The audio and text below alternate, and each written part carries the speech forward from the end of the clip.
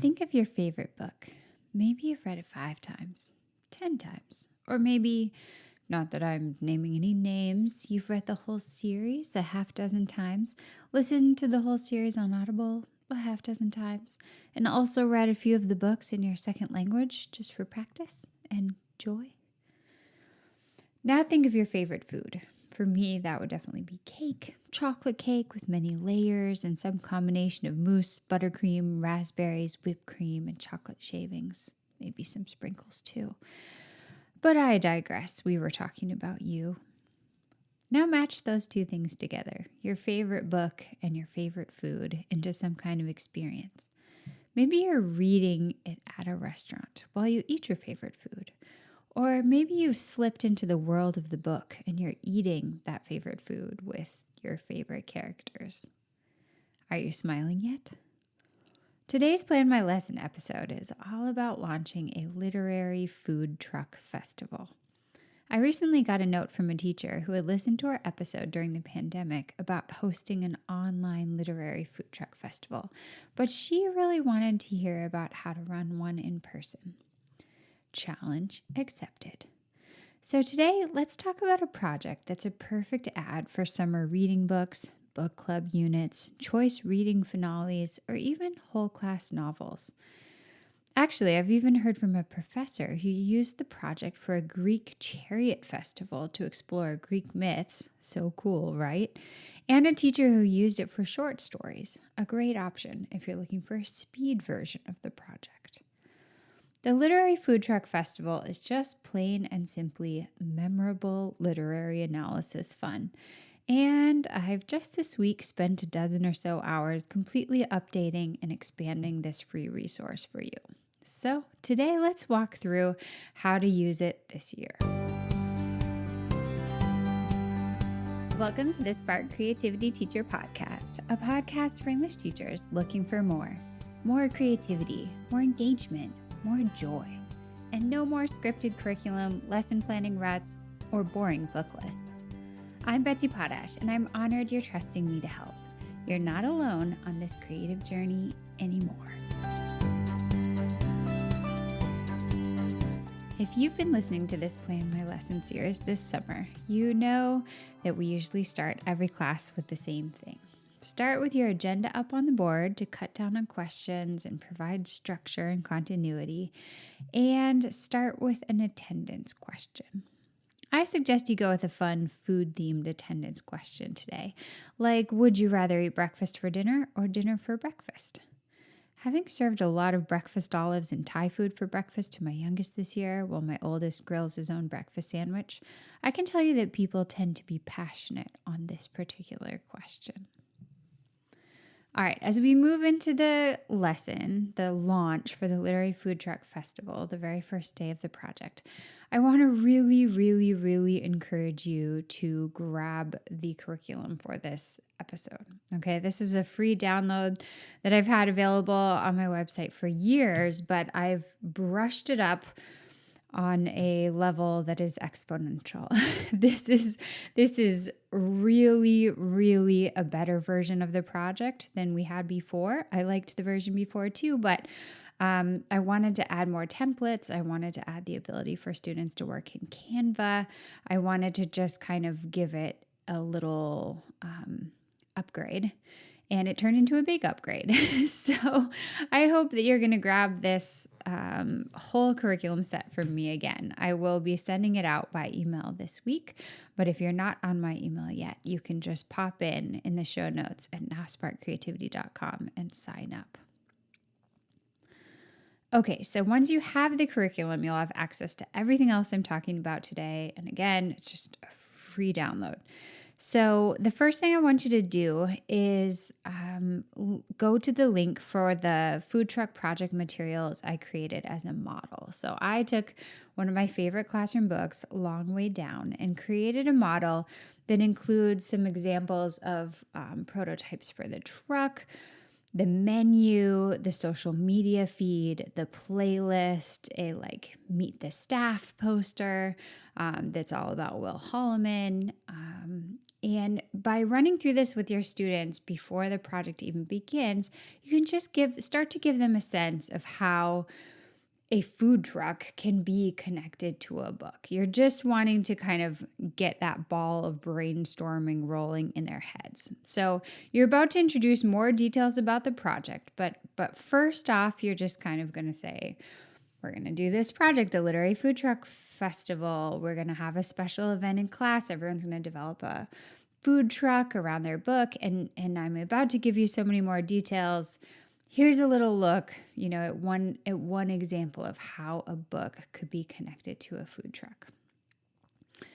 Now you're ready to introduce the details of the project in a little more depth. So you can start to pass out the handouts from the curriculum. The first one is just the Literary Food Trucks handout. It talks about all the different types of food trucks that are out there these days. And then it says, hey, you have two options for this project. You can either imagine that you're a character from the book, that a character is launching an entrepreneurial project, that they're going to create a food truck and put it out there in the world. And so all the details of the truck need to correspond to that character and what they're thinking, what they believe, and their design aesthetic and their relationships. Or you can imagine that you're going to this world literary conference full of authors, publishers, journalists, English teachers, English students, and you're going to bring a food truck there for your own entrepreneurship project, and that food truck is going to be correlated to the book that you've read. So those are the two options. It's either a character's truck or a book-themed truck that's going to a world literary conference. Then you can sort of walk through the kinds of ways that they can connect a truck and a book. And that is all nicely laid out in the curriculum. There are lots of ideas to get them thinking. And then there's also the ability for them to add elements of their own. And then you're going to move into the next period, which is going to be the first brainstorming period. So this is going to be like a little workshop in class where they can start to look at some templates for trucks and think, what's my concept going to be? What's the name of my truck going to be? What kind of food am I going to serve? Why? How does this all connect to my character or the book as a whole? What's my menu going to look like? What kind of songs are going to be playing from the speaker? All the things. So this is just their first chance to think about it all. They're not going to get this done in this next 20-minute chunk. They're going to start the enjoyable process, at least for me. It's enjoyable, of imagining this really cool truck that they're now going to be in charge of. So while they're brainstorming, you can make available to them a plethora of options depending on what tech you have available in class. There's all the materials in the curriculum for this to be entirely on paper. They can create trucks with pencils or colored pencils or markers on the paper templates, or they can link over to Canva. If you use Canva in class, I love that. And they can work in Canva. That'll provide them with a lot of design tools, colors, photos, the ability to overlay, drag and drop, expand. It's just a little bit easier design-wise than Slide, but there are also templates available for Slides because that's often a more familiar platform. So anyway, they can be prototyping and brainstorming with paper, on Slides, or most complicated and most design-friendly, Canva. All right, so you're just going to give them time, wander around, answer their questions, encourage them, try to check on anybody who seems stuck. And then when you've got about 10 minutes left, it's going to be time for students to move into a small group. And what I want you to do is just let them know, imagine that they're in a little business incubator for the end of class. They're going to have 10 minutes together with their little mastermind group of fellow business owners who are all trying to launch a successful food truck. And they need to pitch what they've created. Hey, this is my concept. This is my title. This is how it connects. This is my idea for designing the truck. These are some of the songs I'm going to use, whatever, right? Whatever they've been working on, they're going to pitch it to these two other colleagues in their business incubator. And then they're going to respond to each person in turn. So if I'm Jenny and I just talked about my truck, then Peter and Matt are going to look over at me and say, okay, here are my 3 pieces of feedback. It's going to be something they think is really strong about the concept, a question they have about the concept or the details, and one thing that they feel like is murky. They'd like to see it tweaked or explained better. Or they don't understand the connection to the text and it seems kind of random, whatever. So it's like the orchid, the really good thing, the onion, the not as good thing that needs to be improved, and some kind of a question. So after each student has a chance to do, it's going to be like a 45-second pitch and get feedback, then they're just going to be more ready for the next class period when you continue to work on the workshop. They'll have some peer feedback. They'll have some materials that they've developed. For homework, you can invite them to bring in anything they need for workshopping the next day, whether that's like an iPad to curate a playlist or a giant piece of cardboard and some paints or whatever. And as much art material as you can possibly put out for your students in class the next day when they're workshopping these trucks, fantastic. You could invite parents to send in cardboard boxes. You could try to get some poster paints. You could see if you could work with the art department. I was very grateful to my department chair one year when I said, look, I just really feel like art supplies would make a huge difference in my classroom. And she was like, how much money do you need? And that was rare and that was amazing, but you never know if you don't ask, right? So if it's possible to provide some art materials in the next class, you can do that. Otherwise, you can invite kids to bring in anything that they want. And again, they can also design digitally in Canva or on slides. Okay, finally, as students walk out the door, I'd invite you just to have them do the simplest of exit tickets, just to invite them to tell you the working name for their truck as they head out the door. Or if that's going to be too much chaos, invite them to write it on a Post-it and just put it on the board in a big drawing that you create of a simple outline of a food truck. And you'll just have a quick visual of all these different possible angles on the truck as they go out. And so will they. And I think that'll be fun. All right. So that's the lesson to launch the literary food truck project. From there, you can have more workshops in class for the entire period or like for 15 or 20 minutes, just so you can check in with everybody and troubleshoot and keep them on track. You can make it homework or you can make it entirely a project that they work on in class over a while, depending on your situation. So let's talk about teaching takeaways from this lesson. The very first one is an old favorite for me. You've probably heard it from me before, and that is that anything can be turned into a lesson or project. Food truck, that seems pretty random. It doesn't seem very connected to ELA, right? And yet this is one of my very favorite projects, and I have heard from so many teachers about the success they've had with it because it's fun. It's got a hook. It's real world, and it's easy to apply analysis and connection to a novel with it. It doesn't have to be expected to be awesome.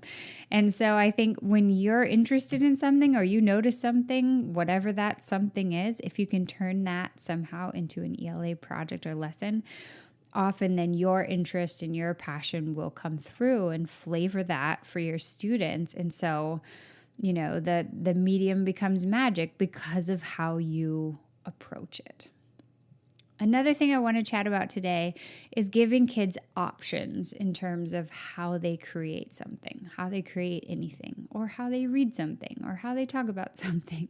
For this project, students can brainstorm and create on paper, or if they're more comfortable in slides, or if they're more comfortable in Canva. For those who want to paint and use cardboard and glue guns, they can do that, right? Any of these options can lead you to an amazing literary food truck festival with great displays that showcase fantastic analysis of novels. And they just give students the ability, the scope to kind of use the skills that they have in the mediums of interest to them. Finally, last but definitely not least, let's talk about events. culminating a unit or project in a special event, hopefully involving food, music, guests. These things add up to a special moment, something memorable, something that students want to do their best for. And so it has really become a go-to for me. When I was in the classroom, I found myself so often running out to pick out donuts, grabbing my speaker for music, writing emails to admin to invite them to events, talking to parents and inviting them to come, asking other leaders at the school that the kids admired to come and be judges for things. Like we had so many events, and they really made units special. They gave the kids an authentic audience. They gave them something to be building toward. And it was meaningful, right? So whether it's a literary food truck festival that you're going to invite people in your community to, or a Canterbury Tales style storytelling pilgrimage, or a performance of Death of a Salesman, or a poetry slam, an entrepreneurial pitch fest, whatever, I really, really believe that hoopla matters, and it helps get kids excited about learning. Knowing that they're working towards something special and that there's going to be somebody there to see what they do besides you, even though you matter, of course, some larger community taking part in their work really makes a big difference. And that is a parallel to the real world that is impactful for your student community. Thank you so much for joining me today to talk about one of my favorite projects, the Literary Food Truck Festival, and how to plan a lesson to launch that festival. Remember, all the curriculum for this has already been created for you. Every single thing that I mentioned today has already been set up for you after much, much effort. So I just don't want you to go remake it all yourself when I would be happy to email it to you. So go ahead and grab that free download at nowsparkcreativity.com in the show notes for this episode so that you can launch it with no stress. Okay, until next time, take care of yourself and stay creative.